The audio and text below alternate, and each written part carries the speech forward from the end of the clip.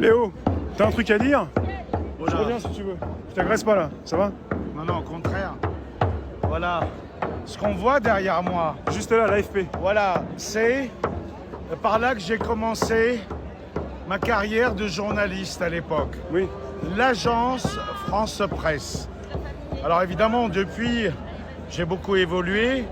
Je suis passé par les radios, RFI, La Marche du siècle de Jean-Marie Cavada, France 3, TF1 en 91.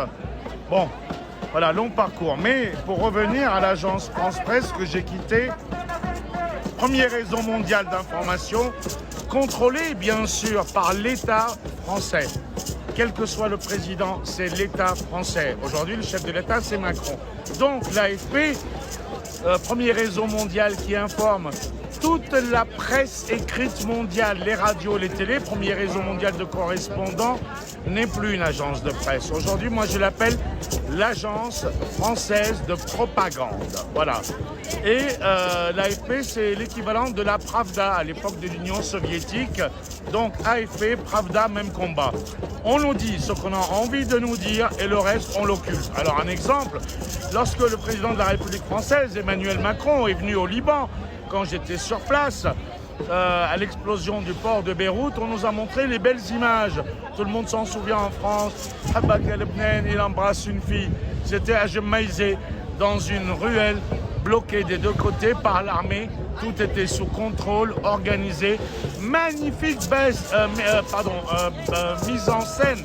Oui, le spectacle était beau, mais à quelques centaines de mètres de là, des milliers de Libanais, de Libanaises et de Français, dont je fais partie, puisque j'étais venu de France.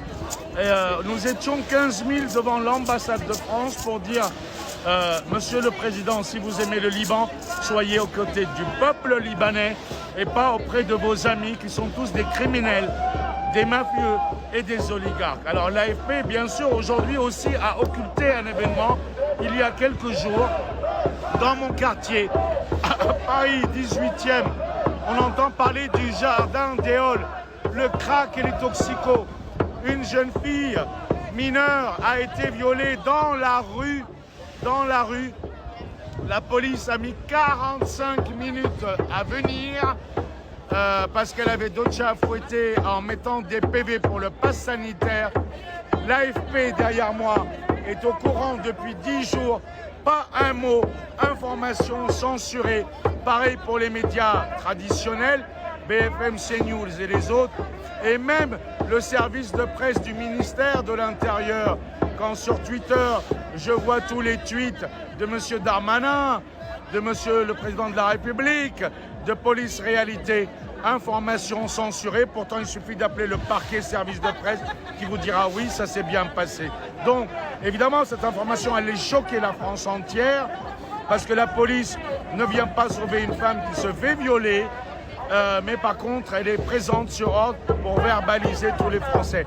Pass sanitaire, on est là pour ça. On est là pour la liberté. On est là pour les droits des peuples bafoués.